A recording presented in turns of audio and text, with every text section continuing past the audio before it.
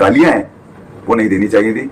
इसके लिए मुझे मेरे घर से, मेरे बड़े भाई से कहा गया है कि यार आप बेहतर है आप ना करें। थूक के तो चाटना पड़ता है गुरु। भारत के खिलाफ जो जो गया है उसने थूक कर चाटा है, और तुमने भी थूक कर चाटा, लेकिन अभी इससे होगा नहीं। पाकिस्तान के नागरिकों, खास करके वहां के बच्चे, ये मोदी की बात कान खोल करके सुन लो। रोटी खाओ वरना मेरी गोली तो है ही। प्राइम मिनिस्टर जो है इंडिया के, उनको दिए मैंने गाली यार, उसके लिए मुझे शर्मिंदगी है। उस कुर्सी को गाली नहीं बनती, उस स्टेटस को गाली नहीं बनती। अब तुम्हें चुप रहने की जरूरत थी, लेकिन तुमने गलती की तो तुम्हें सजा भी भुगतनी पड़ी। अब पाकिस्तान वाले तो आपको पता है कितने बेशरम है, वो भाई हार भी जाते हैं ना तो भी भैया वो जश्न मनाते हैं। वो तो अच्छा है कि लाइव टेलीकास्ट हो रहे होते हैं मैच इंडिया पाकिस्तान के, वरना ये पाकिस्तान वाले मैच हारने के बाद भी जश्न मना रहे होते भाई। इनकी ये हालत है। इनका तो भाई कोई औकात नहीं है ना इनकी। इनको थोड़े से पैसे दे दे, अपने माँ बाप को गाली दे दे भाई। दे देंगे, ये वासे और इफ्फी मिलकर एक अपनी माँ को गाली देगा, एक दूसरे की माँ को गाली देगा, क्योंकि इनकी औकात यही है। मैंने तो उस दिन पे कितनी दफा हाथ जोड़ा यार। नहीं फिर भाई बात मैं 5-6 दिनों से तुम्हारे अंदर से देखें यार एक काम करने वाला आदमी हूं। और इनको हरामखोर मैं तो कह ही रहा हूं, ये तो खैर सुगर की औलाद है, इसमें कहीं कोई डाउट है ही नहीं। अभी तो तुम पिछले हफ्ते गालियां दे रहे थे, तुम्हारी ऐसी की तैसी, ये कर देना, बाहर में जाओ, देखो तुम जो वीपीएल लगा के देखते हैं इंडिया वाले, तुम्हारी ऐसी की तैसी, खबरदार मेरे को दिखा, खबरदार ये क्या वो क्या। अब क्या हो गया, हाथ जोड़ लिए। वो पाकिस्तानी ही क्या जो अपनी बात से ना मुकर जाए, वो पाकिस्तानी ही क्या जिसके खून में दोगलापन ना हो। ये है इनकी असलियत भाई लोगों, ये है, ये किसी के भी नहीं है।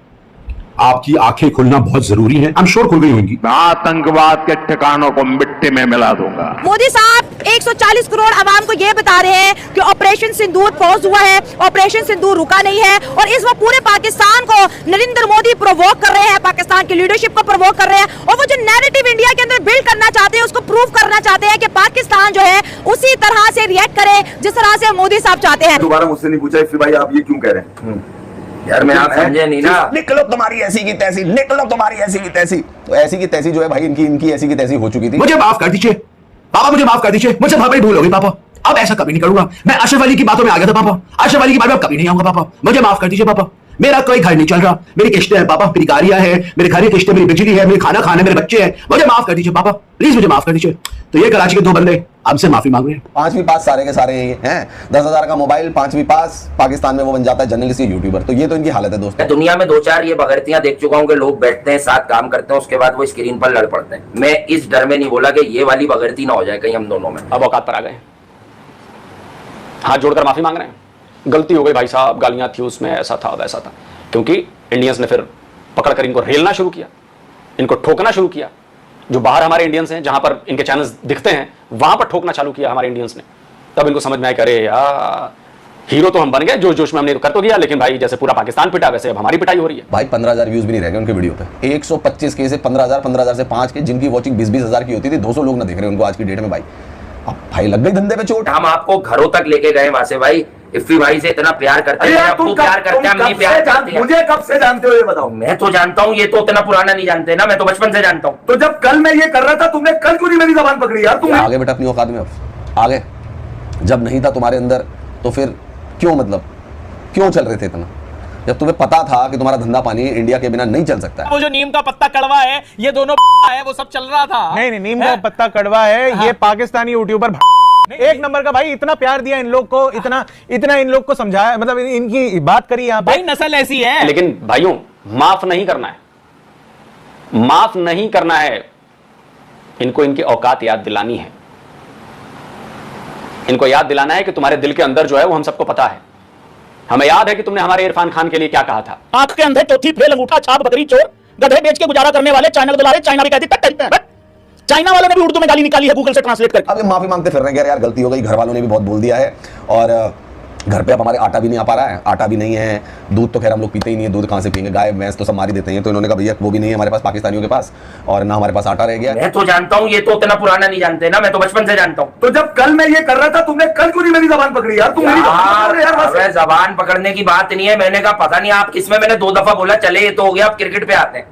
आपकी आइडेंटिटी क्रिकेट है, लोग आपको मानते हैं। गालियां हैं वो नहीं देनी चाहिए थी।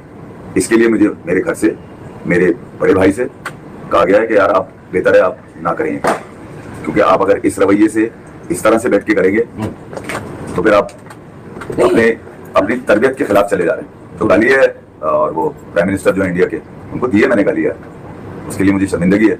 उस कुर्सी को गाली नहीं बनती, उस स्टेटस को गाली नहीं बनती। सही बात। वहां कोई भी हो, उसके लिए मुझे माफ कर दो। बाकी जहां तक मेरे लोगों की बात रही, तो मेरे लोग मुझसे इंटैक्ट है।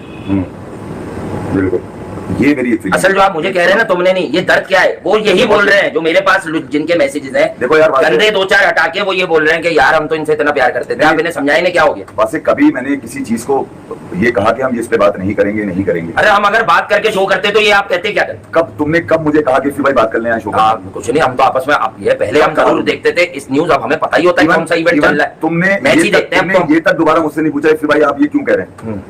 यार मैं आप समझे नहीं ना भाई, जिस तरबियत से मैं यहाँ तक पहुंचा, मैं यही तो परेशान हो गया। मैंने आखिर में ये समझा कि आप किसी किस्म के डिप्रेशन में। ऑपरेशन सिंदूर में हमने देख लिया किसके पास बॉर्डर के उस पार कितनी कैपेबिलिटी है उनकी आर्मी के पास, हमारे पास क्या कैपेसिटी है, हमारे पास क्या स्ट्रेटेजी है। लेकिन ये देखिए मोदी साहब पाकिस्तानी यूथ को पुकार रहे हैं। ठीक है, यूथ सबको बड़ी प्यारी होती है। यूथ में क्या होता है, 16 से लेके जितने भी पाकिस्तान के यूट्यूबर्स हैं ये अब माफी मांग रहे हैं। ऑपरेशन सिंदूर के दौरान ये बड़ी बड़ी हाँक रहे थे, मोदी को और इंडिया को गालियां दे रहे थे। अब इनके चैनल बैन होते ही अब ये माफियां मांग रहे हैं और बोल रहे हैं प्लीज हमारे चैनल्स को देखो, हमारे चैनल्स को रीस्टोर कर दो, हमारे चैनल से बैन हटा लो मोदी जी। अब इनकी व्यूअरशिप और इनकी इनकम, ये सिर्फ पैसे को मानते हैं, सिर्फ पैसे को ही अपना बाप मानते हैं। अब इंडिया से माफी मांग रहे हैं और कह रहे हैं कि हमारे चैनल्स से व्यूअरशिप नहीं आ रही है, हमारे चैनल को बैन हटा लो। कुछ ऐसे यूट्यूबर्स हैं जो इंडिया को पहले बहुत अच्छा बोलते, लेकिन ऑपरेशन सिंदूर के दौरान एक इंडिया को गालियां दे रहे थे, फेक प्रोपेगेंडा फैला रहे थे। अब इनके चैनल पर स्ट्राइक के बाद इनकी व्यूअरशिप खत्म हो चुकी है। आपने जो वीडियो में देखा कि कैसे अब ये लोग हाथ जोड़ रहे हैं और गिड़गिड़ा रहे हैं कि हमारी व्यूअरशिप डाउन हो चुकी है, प्लीज़ हमारे चैनल्स को देखो, हमें देखो। घंटे वाले हों या शोएब या और अन्य जो यूट्यूबर्स हैं जो इंडिया पर कंटेंट बनाते थे, आज उनकी हालत ख़राब हो चुकी है क्योंकि उनके व्यू पहले मिलियंस में आते थे, अब 1K या 2K ही आ रहे हैं। अब वो इंडिया से डेली माफ़ी मांग रहे हैं मोदी जी से, और ऑपरेशन सिंदूर के दौरान जो प्रोपेगेंडा फैला रहे थे उसके लिए भी माफ़ी मांग रहे हैं और अब पाकिस्तान को ही क्रिटिसाइज भी कर रहे हैं। ऐसे लोगों के चैनल कभी नहीं देखना चाहिए क्योंकि ये लोग कब पलट जाएं और इनकी औकात असलियत जो है वो सामने आ गई है जनता के। अब हमें भी इस बात का ध्यान रखना चाहिए कि ऐसे लोगों को कभी हीरो या इनके चैनल्स को नहीं देखने चाहिए। फेक प्रोपेगेंडा और विमर्शता फैलाते हैं और पैसों के लिए इंडिया के प्लेयर्स के लिए अच्छा बोलते हैं, इंडिया के लिए अच्छा बोलते हैं